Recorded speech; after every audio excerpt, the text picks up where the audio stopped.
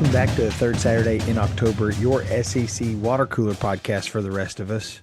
Uh, Find us online and maybe find my voice. Find us online at third Saturday in October.com, on social media at TSIO pod, and on Venmo if you want to buy me a new voice at TSIO pod. I am Bradley here with Jared, and it's it's wild. The spring transfer portal is wild. Um, I mean, there's one big elephant in the room, and that's that Nico Iamaleava is now a UCLA Bruin. Which we He weren't even keeps, sure was going to happen there for a few days, but it yeah. did. Yep. Um, wasn't sure if they were going to come to agreements for on any money, Hmm. and make it official, but they did, and the result of that, Nico's making a lot less money, and UCLA's former QB1 is now in the hunt to be Tennessee's QB1, having joined that quarterback room this week. You lost Jared, your voice, but Tennessee found a potential starting quarterback. yeah, So, yeah. I mean, as an SEC fan, but not a Tennessee fan, what do you make of this whole situation?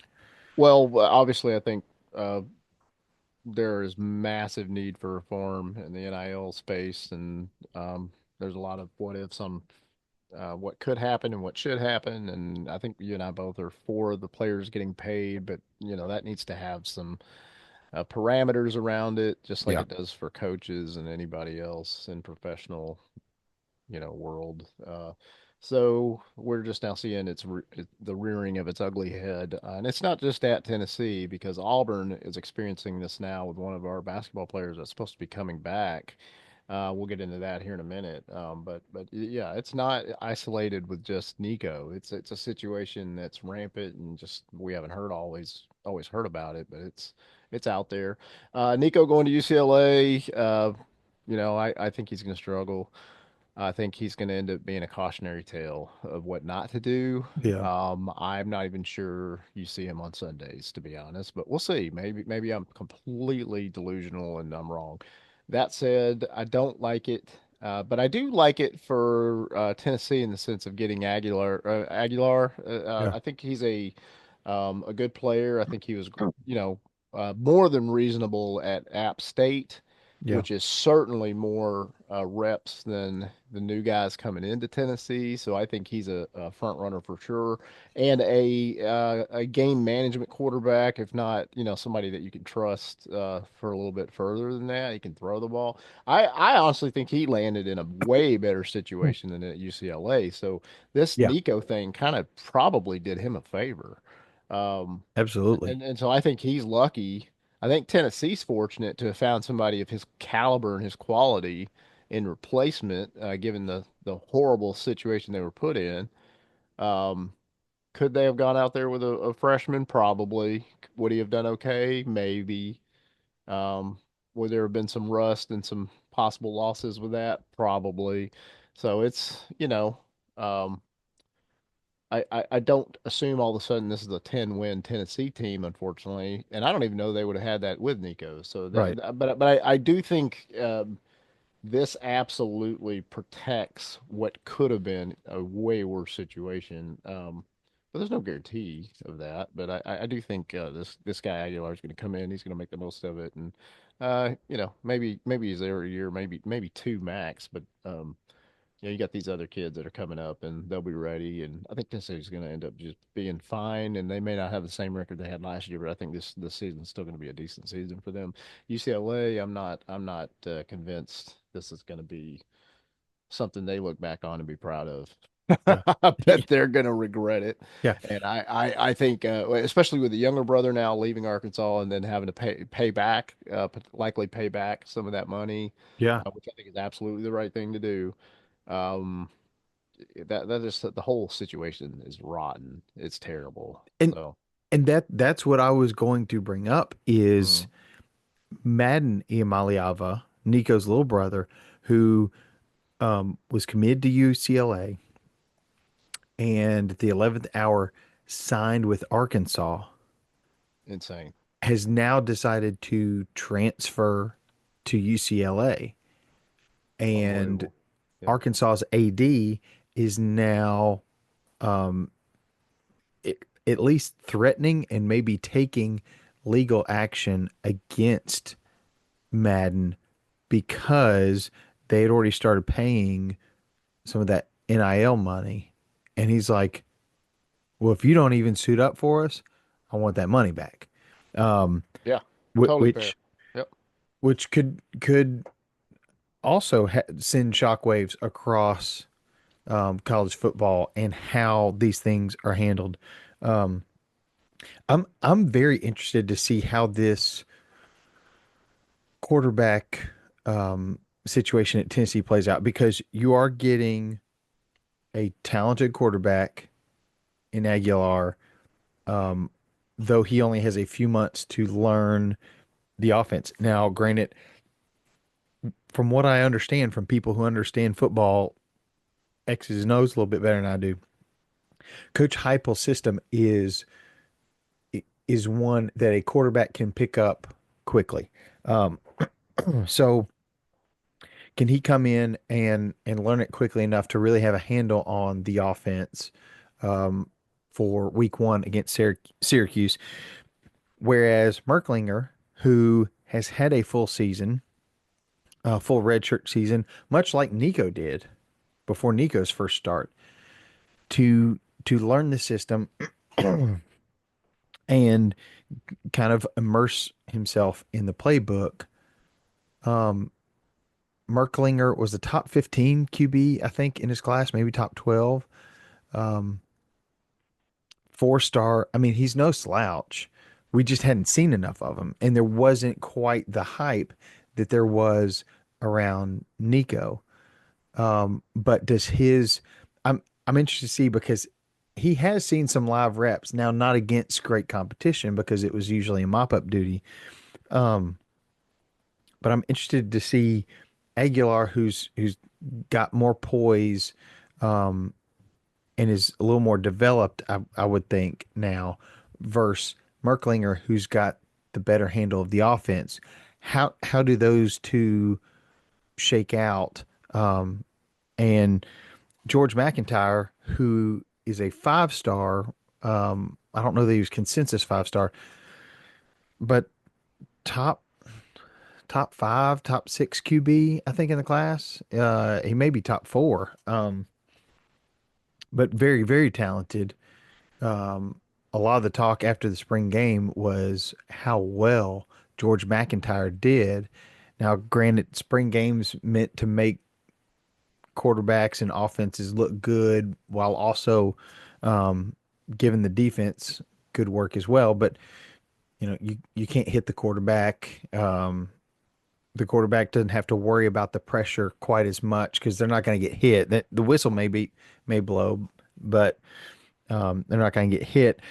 I, I'm just very interested to see how this shakes out in fall camp. Yeah, I, 100%. I Yep. do think that we'll probably start with Aguilar just because he's got the playmaking ability that he has shown at the collegiate level.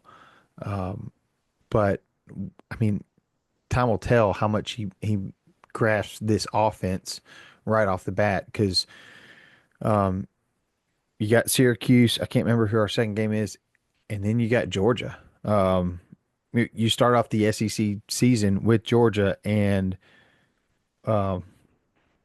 it doesn't get much tougher than starting out with Georgia in the SEC. So I'll be interested to see what happens between Syracuse, uh, then it's ETSU, and then Georgia in mid-November. I'm sorry, in mid-September. It'll be interesting.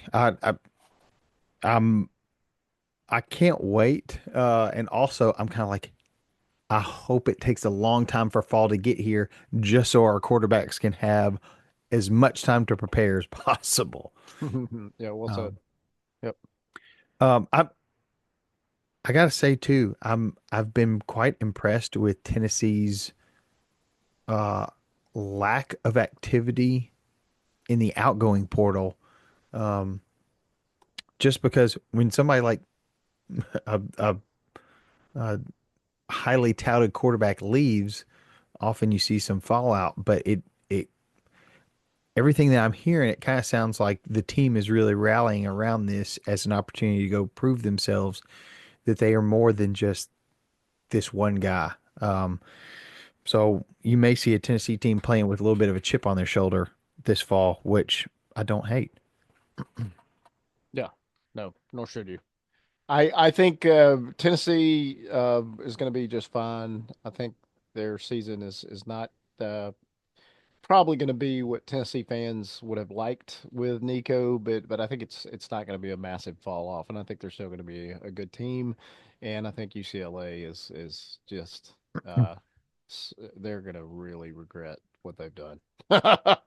And so much so this might impact them for the next several seasons. This could be a defining bad move for that head coach that just sends him packing, and he's not even been there that long. So um, yeah, I do not think UCLA is gonna benefit much from this, and we'll see. But I just think the Big Ten is already so far ahead of UCLA Yeah, that even with Nico, you maybe get a couple games early in the season before everybody gets hurt, and then what happens when all the offensive line is hurt? yeah, All right, what's Nico going to do then? You know yeah. what I mean? Well, and He's going to get nailed. He's going to be limited. yeah, He's going to get he's going to be running his tail off, and he's going to be lucky if he doesn't get hurt. yeah. And then the younger brother's going to come in and get hurt.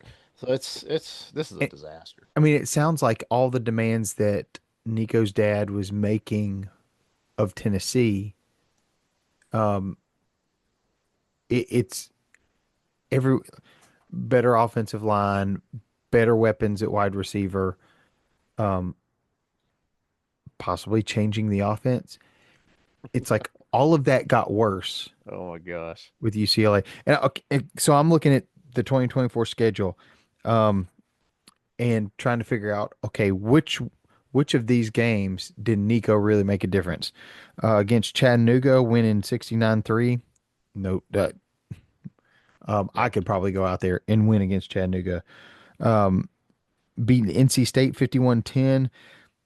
I think we still beat NC State. I think you're right. Beating Kent State 71 nothing. We'd win there.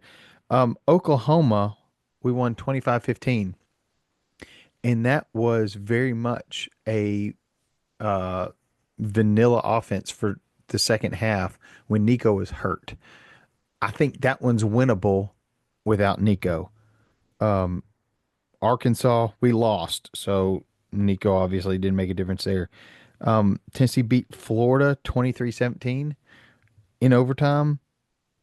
That's that's probably Nico, but also not a great showing. Then we beat Alabama 24-17. Again, not the best showing. This is where Nico kind of regressed in SEC play.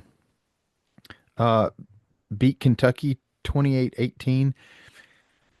So far, these are kind of all the Dylan Sampson show.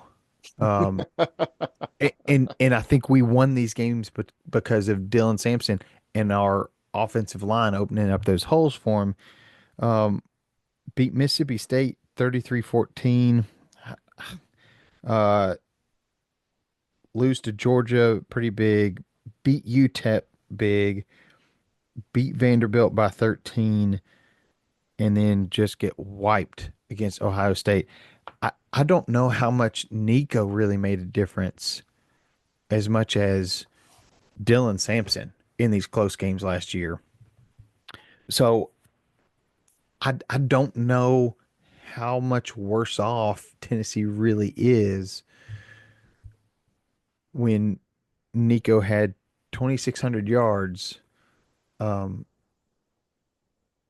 what what was it? 19 touchdowns, and when you have games Yeah. scoring 69, 51, 71 in your first three games, that's a bunch of touchdowns right there.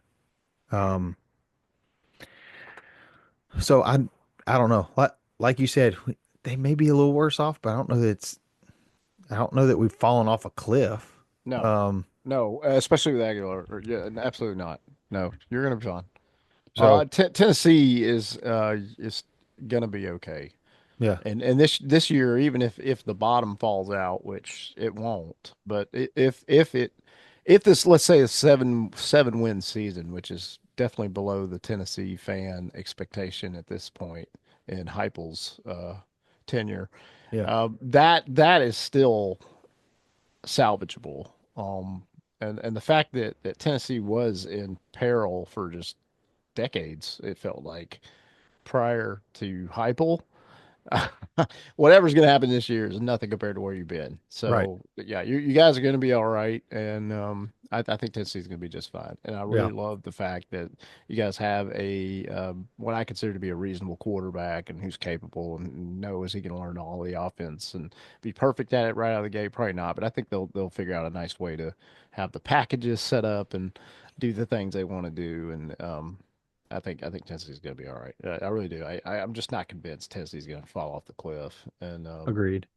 And I just am excited to see this young man come into Tennessee and have a shot, and hopefully do well. I'm rooting for him. I'm not certainly not a hardcore Tennessee fan, but I am excited to see Tennessee play now that this whole debacle, this thing blew up in their face. And then there was people saying, "Oh, Tennessee's tampering, trying to get this quarterback," and I don't know what's true and what's not, but they Yeah, had to they had to do something. So I can't fault them for having conversations or have somebody had conversations that gave the appearance that Tennessee was potentially tampering with TCU's quarterback. But it all ended well, I think, with this guy from UCLA, from App State via App State is now in Knoxville. And yeah, yeah, I think it's going to be fine. And I want to tell the Chad Baker-Mazara story just as a yeah. cautionary tale, but this is, one of the players that's just been a tremendous asset to Auburn in their Final Four run. And but he got in a lot of trouble throughout the season. He get technicals, and he's just young and immature. And Yeah.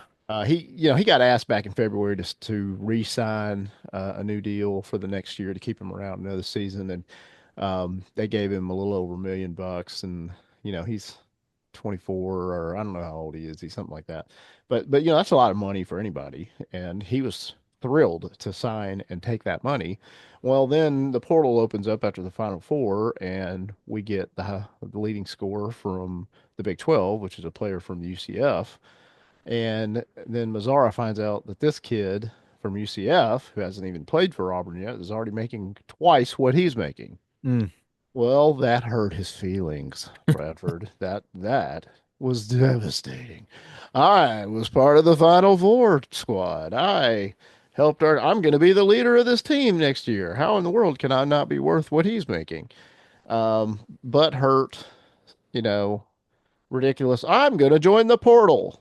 Okay, well, there's language in that contract he signed that says, okay, you leave us, you're going to have to pay this back, just like we're seeing potentially with Arkansas going after the younger Nico's younger brother. Yeah. There is that in the write up and in the agreement with Chad Baker-Mazara. So now he's in a bind because the portal's ending quickly for basketball, or it's already ended, and he is going to have to pay this money back if he leaves. So he's got to find a deal that's going to pay him plus make sure this money that would go back to Auburn. And so that has greatly diminished his value to these Yeah. other teams that are coming in, saying, well, we'll pay you X. And he's realizing, well, if I take X, I'm taking less than I take at Auburn, you know, with the payback and everything that comes with that. So Yeah. it's become this nasty situation, certainly for him, less so for Auburn. But if he sticks around, stays at Auburn, I'm hoping Bruce Pearl can talk some sense into him, and he can snap out of it and get along with the new kids, even if they are making more money than him. Have that chip on his shoulder and take that out on the other teams and be a leader on this one. But I don't know what I don't. That's kind of hard to take back after he's shown his hand. So I Yeah. don't know how this ends. I don't know how it shakes out. It's ugly. It's immature. It's unfortunate. I think Yeah. Auburn basketball is going to be totally fine, but I just don't know what's going to happen with Chad Baker-Mazara. Is he going to go ahead and transfer? I almost think he has to at this point, and but I think it's going to cost him, and I think he's going to look back on this and be like, "Ouch, I should have been Yeah. more patient. I probably shouldn't have reacted so quickly." And I don't know if he's got a real agent. Nico does not. And That's a good question. I'm going to look that that's up actually. that's something that I think if I'm a especially highly touted recruit, I'm going to be looking for an agent, a real agent, Yeah, legitimate because agent that knows what they're doing. Yeah. because they understand this language and they're going to say, "Hey, you're kind of locked into this. If you transfer, you're going to have to pay back X amount of dollars." Um, and they're also going to know how to negotiate with these schools and with these collectives better than a dad who thinks his son is more deserving than he really is. Um, I, I think I, in a lot of the topics on sports radio in Nashville revolve around, yes, like Nico's a part of this, but it's it seems like it's the dad's mouth that really got got him in trouble because his dad apparently is the one telling him to sit out of practice, hold out of practice, and that was kind of the straw that broke the camel's back with Tennessee. And Nico is, no, you're not going to hold out of practice. Like, if you're here to play with us, and we're giving you a lot of money, but you're not here to make a lot of money. That's not what we're here for.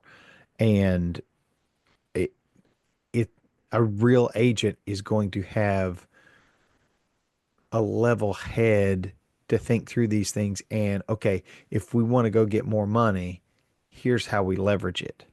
Um, and here's how, maybe we can't get more guaranteed, but maybe here's a way that we can say, okay, when I hit 20 touchdowns, something's going to kick in. And, you know, you, in the NFL, you have all these incentive based contracts. And I think I'd be interested to see if collectives start going towards that. I know there's a bakery in Knoxville that picks a player, and every time um, that player scores a touchdown, free cookies. And Yep. they're kind of crowned the Cookie Monster for for the season. Um, I don't know if they get pay bumps whenever they score a touchdown, but the fans get a cookie. Um, so Yeah. I don't know. I don't know enough about the collectives and how they structure NIL. I know basically that these collectives, from what I understand, go to coaches and say, "Hey, this is the pool of money that you have to play with. Kind of tell us, eh, advise us, I guess, suggest to us how you want us to split this up, because it's not just blank checks. Although if you've got families in Tennessee's case, like the Haslams, who can more or less write blank checks, and can support not only the athletic department but these individual players as well, it helps. But yeah, with Auburn's case, um, you hate to see, is it Auburn? Auburn lost. If he does transfer, they lose their entire starting five or top five scorers, or it's a complete rebuild. From what I understand, is that correct? Correct. Yep. And I mean Yes. Tennessee's um, in not quite the same boat, but we are losing a lot. Although we just landed um, one of the top players in the country, one of the top high school players in the Yeah, I country. saw that. That's freaking, yeah, that kid is gonna be a dog Yeah. for sure. I mean, Well, yeah, they liken him to a Kevin Durant, a really yeah. tall, really long guy who can really play anywhere on the floor, and can really shoot. And I mean, you saw Kevin Durant do do pretty well with Rick Barnes, and uh, so I don't think Tennessee basketball is going to fall off much either. Um, so I'm interested to. I don't know. I think Auburn, Tennessee have. I I know Bruce Pearl's going to reload and be just fine. Um, but I'm interested to see what happens this next season. Um, You guys, I think the guy you're talking about is Nate Ament. He's a 5 star, I yeah, think.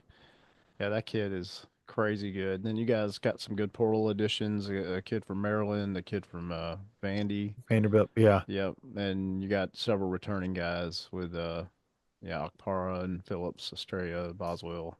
yeah. Um, I think in the portal we Tennessee was smart. They may not have been as splashy as some other schools, but they were smart. yeah, Um, yeah, you guys got some good guys. and So got some pieces that I think really kind of fill those holes. I mean, Zakai Ziegler, I don't know how you fill the hole that he leaves, but yeah, um, that's a big hole. I think they had to go and get a couple of players to to fill those shoes. Um, and yeah, it's uh, between he and Meshack, I think they are the two winningest players in Tennessee basketball history, Yeah, which is pretty cool that we got to yeah, witness that. unbelievable. Yep. Um, but not that they've fallen off a cliff, but they have taken a hit. Tennessee baseball, um, changing gears. That Tennessee lost their second series of the year. By the way, this is the second series they lost this year at home. So they lost to Texas A&M at home. They just lost to Kentucky at home. This is the first time. I think it's the first time they've lost more than one series at home in 4 years, um, which is staggering to think about. Um, but just some notes that I had. One, on Saturday in Game Two, one of our pitchers, Wiggins, was in the dugout and got struck by a foul ball. Um, Rushed to the hospital, had emergency surgery on his jaw, um, lost a couple teeth. I mean, this is painful, just to think about. But Texas coach and teammates saying he can't wait to get back out there with them. Crazy. So I don't know what his timetable to return is, but glad that he's doing okay. Um, as I was as I was kind of looking back at these games, Tennessee won the first one, then lost Saturday and Sunday.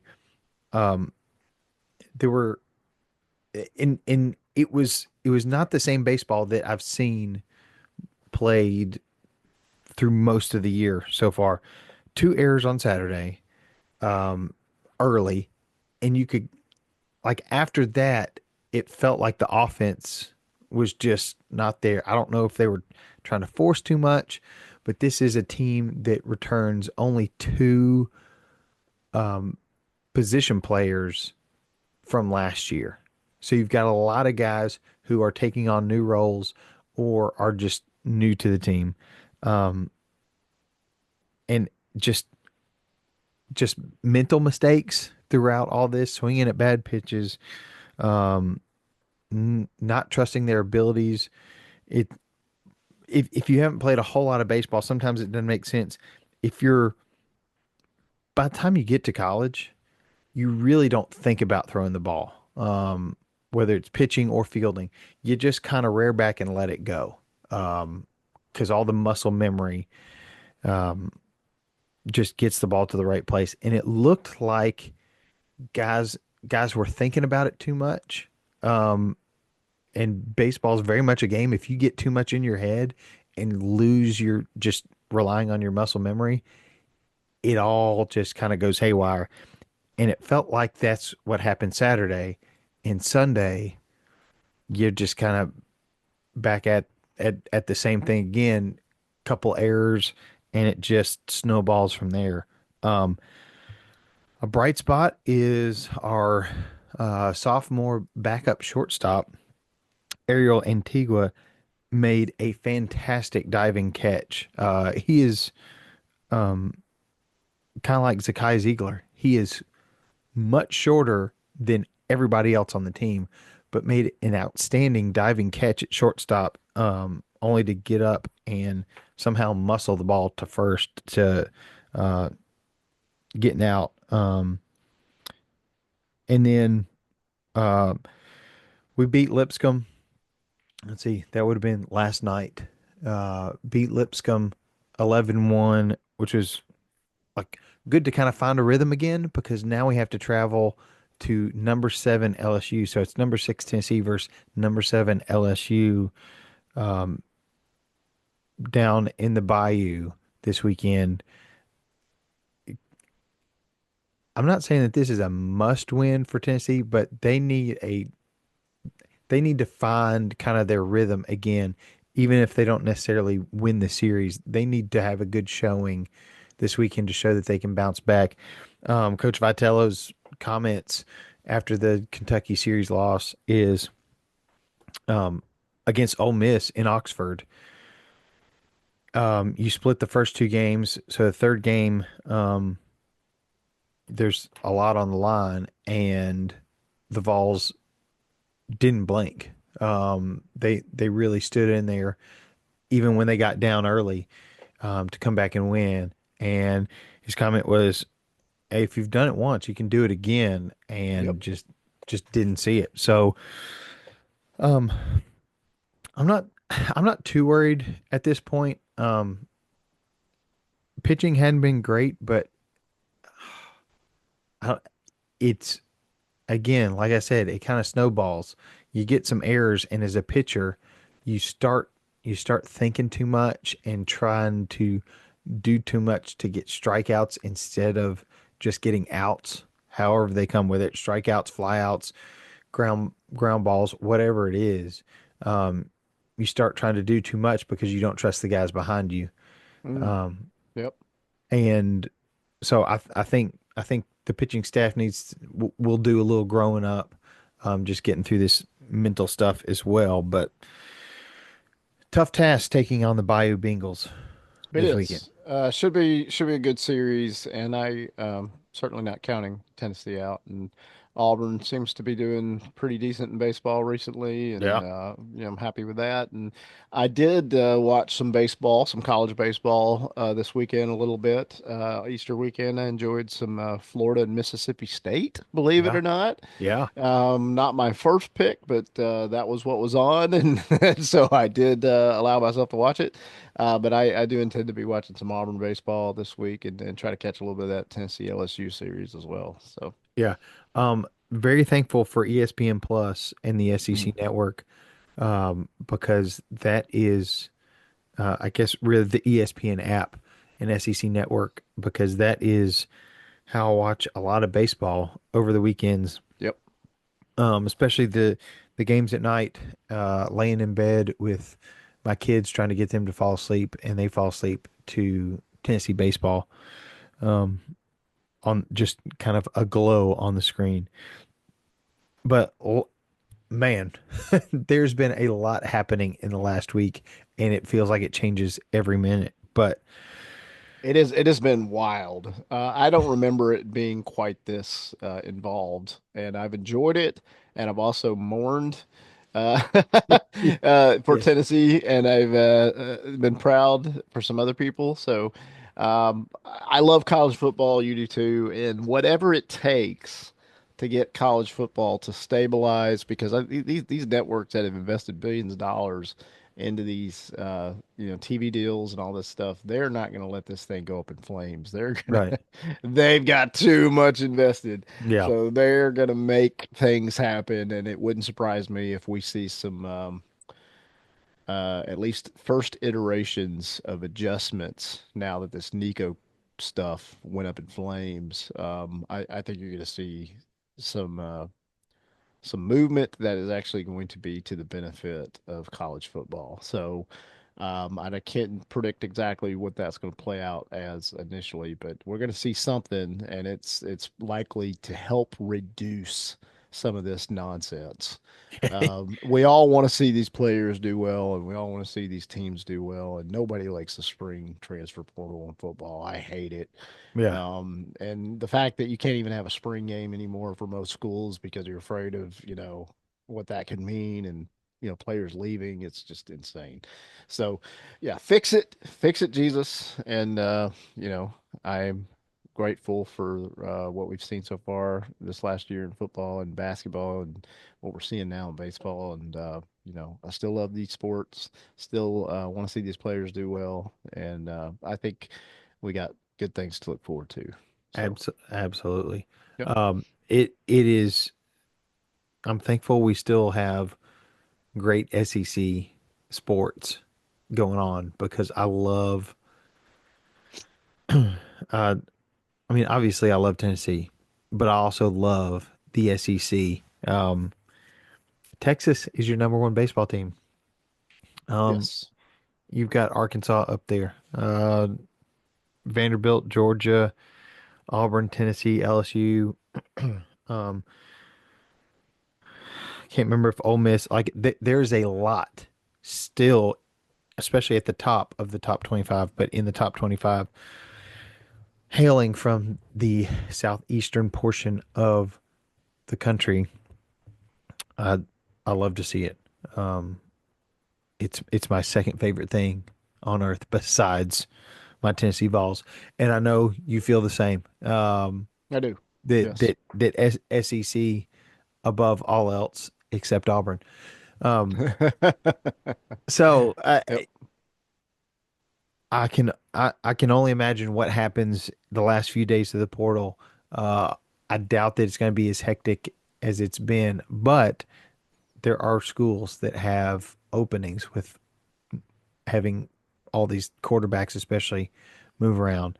Um, and you can join the conversation too. Yeah. Um, And rightfully so. Please yeah. do. Podcast at third Saturday in October.com. Find us online at third Saturday in October.com, on social media at TSIO Pod, and on Venmo at TSIO Pod. Uh, through thick and thin, I will give my all for Tennessee, uh, whether we have a quarterback or not. I'm still gonna say roll Vols. War Eagle, and I hope you feel better soon, Bradley. Thanks, Jared. Tailgate, man cave, living